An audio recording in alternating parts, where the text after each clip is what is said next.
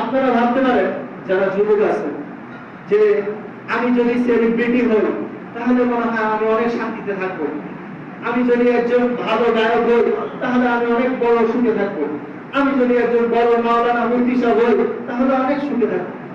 না ভাই, যদি তাই হতো তাহলে ওই ভারতের বড় বড় যারা নায়ক, ঠিক আছে, তার তো কোনো অভাব ছিল না, তার বেকারিং এর কোনো অভাব ছিল না, তার টাকার কোনো অভাব ছিল না, তার খাবারের কোনো অভাব ছিল না, তার নারীর কোনো অভাব ছিল না, তারপরও সে দেখেন যে সুইসাইড করে মারা গেছে। ভাই, দুনিয়ার মধ্যে আপনি বসবাস করেন, যে টাকার পিছনে দৌড়াচ্ছেন, দেখেন তার পিছনে টাকা দৌড়েছিল, তাকে টাকার জন্য সবাই অস্থির হয়ে গেছিল, তাকে দাওয়াত দেওয়ার জন্য, ইনভাইট করার জন্য সকলে অস্থির হয়ে গেছিল, কিন্তু সেই ব্যক্তিটা 25 বছরের যুবক, তার কোনো কমতি ছিল?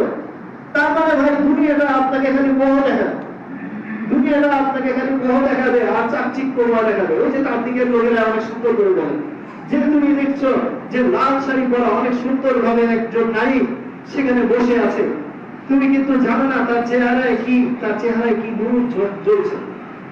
যখনই তুমি তুলনা দেখতে পেলা যে সে কোন রূপবতী নারী না, সে একজন বুড়ি বিদ্যা মহিলা, যার চামড়া গুলো মরে গেছে, যার দাঁত গুলো মরে গেছে, যার চুল গুলো মরে গেছে, এরূপ ভাবে তার মৃত্যুর মেসেজ চলে এসেছে।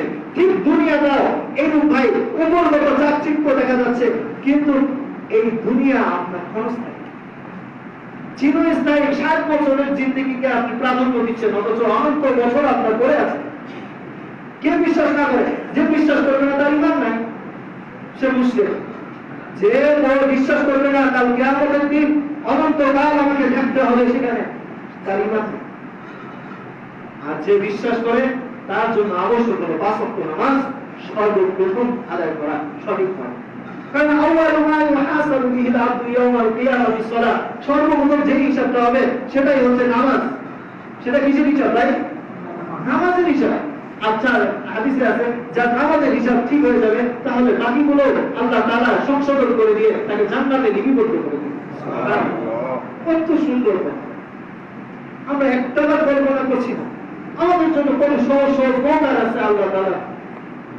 এই শয়তান থেকে হেফাজত করার জন্য আল্লাহ